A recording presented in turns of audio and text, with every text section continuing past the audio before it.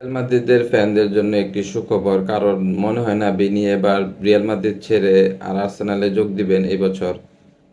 বিনি গতকালকেই তা রিয়াল মাদ্রিদের ট্রেনিংয়ে যোগ দিয়েছেন। আমার মনে হয় বিনি রিয়াল মাদ্রিদে যোগ দেয় এটা অনেকটা ক্লিয়ার হয়ে গেছে যে সে রিয়াল মাদ্রিদের সাথে আবার চুক্তি নবায়ন করবে।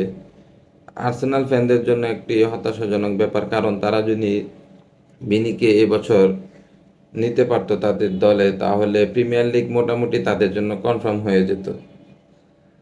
এখন বেনি যেহেতু রিয়াল মাদ্রিদে থেকে যাচ্ছে, তাই আমরা এবার রিয়াল মাদ্রিদের একটা দুর্দান্ত পারফরমেন্স হয়তোবা দেখতে পাবো, কারণ মরিনহো আছে এক পাশ দিয়ে, বিনি আর মাঝখান দিয়ে এমবাপ্পে।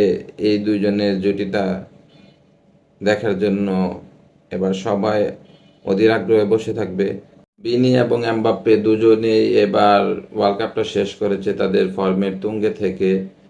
এখন আমি আসলে দেখতে চাই তাদের দুজনের কম্বিনেশনটা কেমন হয় রিয়াল মাদ্রিদের এই সিজনে।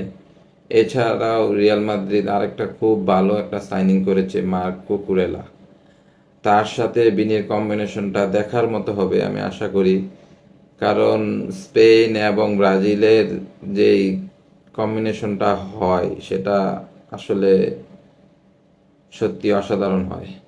মনে হয় বিনি তার জীবনের সবচেয়ে ইম্পর্টেন্ট ডিসিশনটা এই দুই একদিনের মধ্যে নিতে যাচ্ছেন, কারণ হয়তোবা এই দুই একদিনের মধ্যে ভিনিসিয়াস নতুন চুক্তি নবায়ন করবেন। রিয়াল মাদ্রিদের জন্য অগ্রিম শুভকামনা এবং বিনির জন্য অগ্রিম শুভকামনা। আল্লাহ হাফেজ।